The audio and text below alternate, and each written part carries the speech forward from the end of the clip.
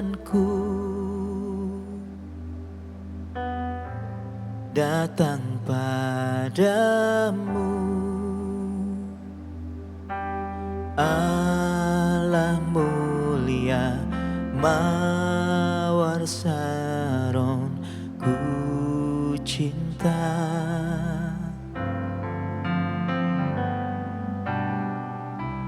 Kaulah rajaku dan sahabatku, terindah termanis Engkau bagiku.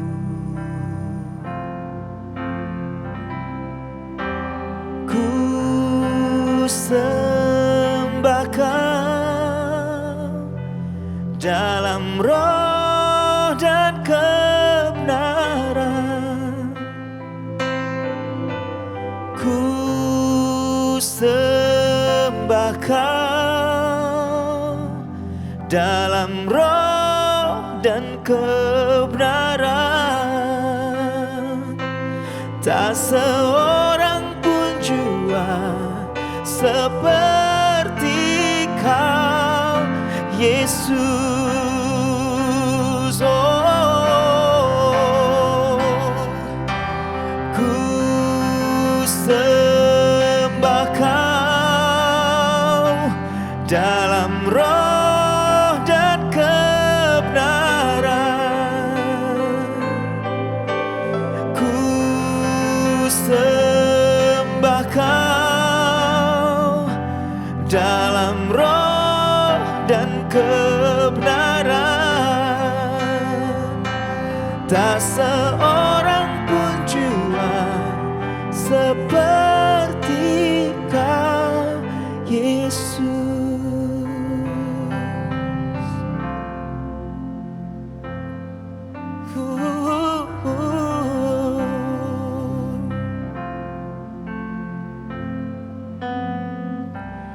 Kerinduanku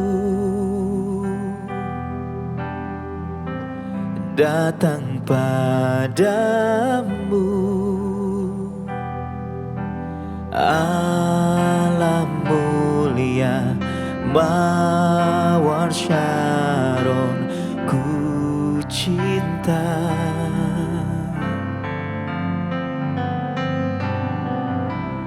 Kaulah rajaku dan sahabatku,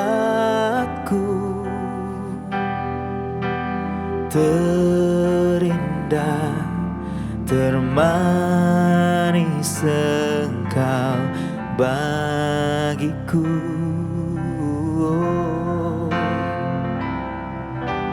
Ku sembah Kau dalam roh dan kebenaran. Ku sembah Kau dalam roh dan kebenaran. Tak seorang pun jua seperti Kau, Yesus. Oh, ku sembah Kau dalam roh dan kebenaran.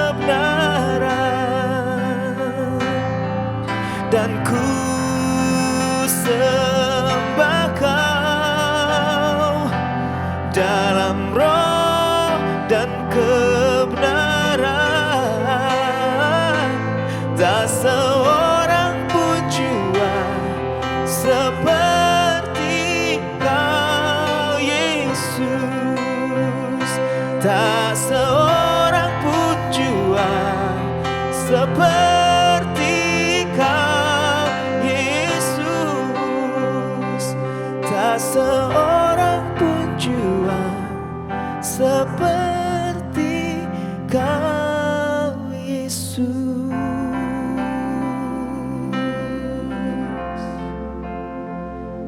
Tak sepertimu, tak seorang pun yang sepertimu. Rajaku, sahabatku, oh.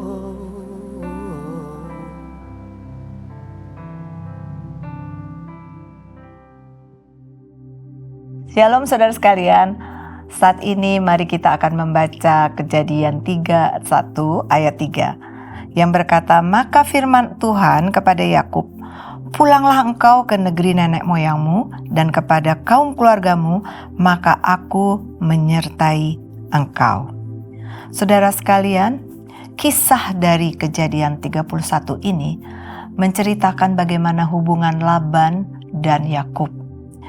Yakub merasa tidak diperlakukan dengan adil oleh Laban. Upahnya dipertahankan, tidak diberikan upah yang seharusnya, dan macam-macam ya yang membuat Yakub merasa tidak diperlakukan dengan baik. Maka dia berdoa kepada Tuhan dan bertanya, dan Tuhan berkata kepada Yakub, ayo kamu kembali saja ya ke tempatmu, ke asalmu, ke sanak saudaramu. Dan Yakub melakukan itu, menuruti perintah Tuhan. Tapi saudara sekalian, dia tidak izin dulu kepada Laban, sehingga dia pergi membawa kedua anak Laban itu, yaitu istri Yakub yang bernama Rahel dan Lea. Saudara sekalian, sikap Yakub ini sebenarnya sudah baik, mau menuruti firman Tuhan, kembali ke sanak saudaranya. Tetapi integritasnya dia salah. Dia tidak jujur kepada Laban dan berkata kepada Laban. Tapi kalau dilihat dari kisah ini, Tuhan itu luar biasa. Tuhan itu mengasihi anak-anaknya yang sudah dipilih. Tuhan memberikan waktu untuk ada pemulihan. Sehingga saudara sekalian, ketika Yakub itu pergi, Laban itu menyusulnya. Dan Tuhan mengingatkan Laban jangan menyakiti Yakub. Sehingga kalau saudara membaca di Kejadian 31 ayat 44, Laban dan Yakub membuat suatu perjanjian. Ya, sehingga mereka dipulihkan, mereka tidak saling marah kembali, tidak membenci kembali. Saudara, dalam hal ini sangat penting. Tuhan mementingkan hubungan. Ya, di dalam ketidaksempurnaan tetap Tuhan menolong. Ya, di dalam ketidaksempurnaan, di dalam ketidakjujuran dan integritas yang tidak baik, Tuhan menolong sehingga mereka boleh dipulihkan. Jadi Tuhan bertahta di atas semuanya ini. Tuhan berdaulat di atas hidup kita. Mungkin saat ini kita merasakan ada sesuatu ketidakadilan ya di dalam kehidupan kita, di dalam dunia ini tidak adil. Tapi ingatlah Tuhan yang akan menolong kita. Tuhan menyertai kita. Tuhan tidak pernah meninggalkan kita. Dan biarlah kita mau berlaku jujur dimanapun kita berada. Karena Tuhan sangat mementingkan ini. Dalam kisah ini ada dua hal yang bisa kita ingat. Pertama kali adalah Tuhan setia dan menjaga orang-orang pilihannya. Dan kedua, Tuhan sangat mementingkan kejujuran dan integritas. Saudara sekalian, kalau lihat seperti ini, selalu ada pemulihan. Tuhan mau kita dipulihkan agar berkat Tuhan turun atas kita. Dan kita jangan pernah takut di dalam kehidupan ini. Karena Tuhan selalu bersama dengan kita. Tuhan berserta dengan kita. Di dalam ketidakadilan, Tuhan turut bekerja untuk membentuk kita agar kita menjadi manusia-manusia yang berintegritas. Biarlah marilah saudara kita percaya bahwa Tuhan selalu ada jalan keluar dan Tuhan akan memulihkan kita. Biarlah dalam kehidupan kita sehari-hari kita boleh dipulihkan, hubungan kita dengan sesama dipulihkan sehingga kita boleh berkenan kepada Tuhan dan rencana Tuhan akan terjadi dalam kehidupan kita. Mari kita sama-sama berdoa. Tuhan Yesus, terima kasih dalam kisah ini Tuhan mengingatkan bahwa Tuhan tidak pernah meninggalkan kami. Di dalam kesesakan, di dalam ketidakmampuan kami, Tuhan ada dan Tuhan beserta dengan kami. Dan Tuhan akan menolong kami, mengeluarkan kami dari segala hal masalah kami. Dan kami berdoa Tuhan, ajar kami, mampukan kami Tuhan, untuk kami hidup jujur dan berpunya integritas yang seperti Tuhan inginkan.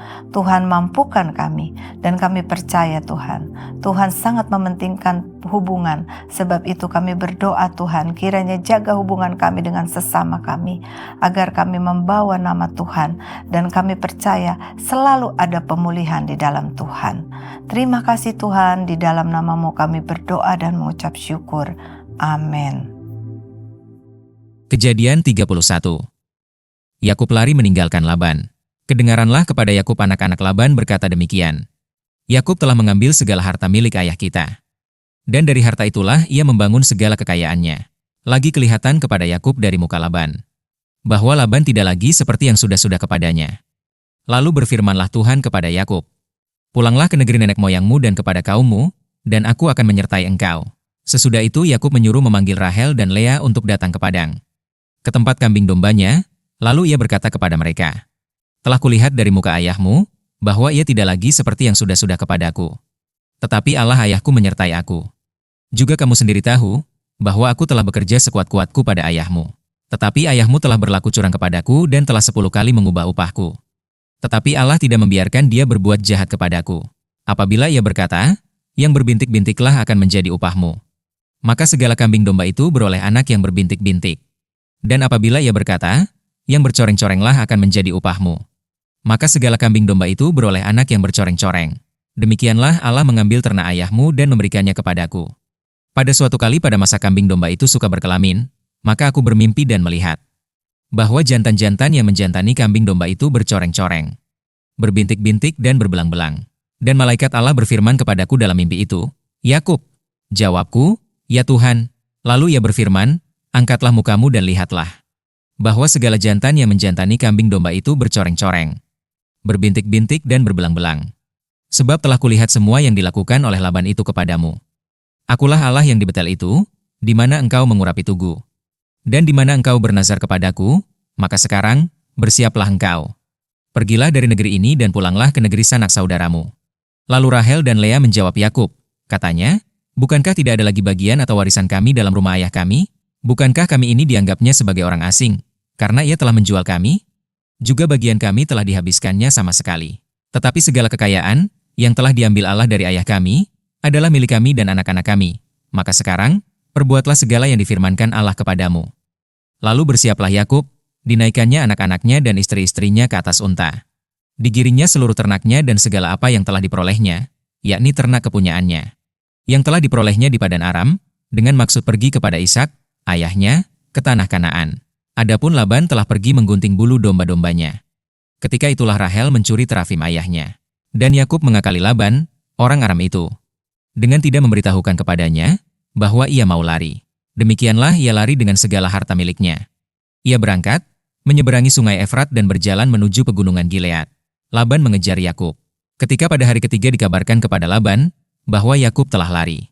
Dibawanyalah sanak saudaranya bersama-sama, dikejarnya Yakub 7 hari perjalanan jauhnya. Lalu ia dapat menyusulnya di pegunungan Gilead. Pada waktu malam datanglah Allah dalam suatu mimpi kepada Laban, orang Aram itu, serta berfirman kepadanya, "Jagalah baik-baik, supaya engkau jangan mengatai Yakub dengan sepatah kata pun." Ketika Laban sampai kepada Yakub, Yakub telah memasang kemahnya di pegunungan.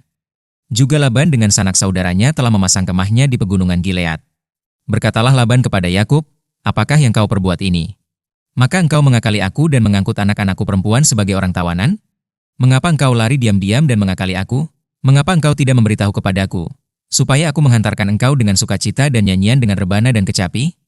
Lagi pula engkau tidak memberikan aku kesempatan untuk mencium cucu-cucuku laki-laki dan anak-anakku perempuan. Memang bodoh perbuatanmu itu. Aku ini berkuasa untuk berbuat jahat kepadamu.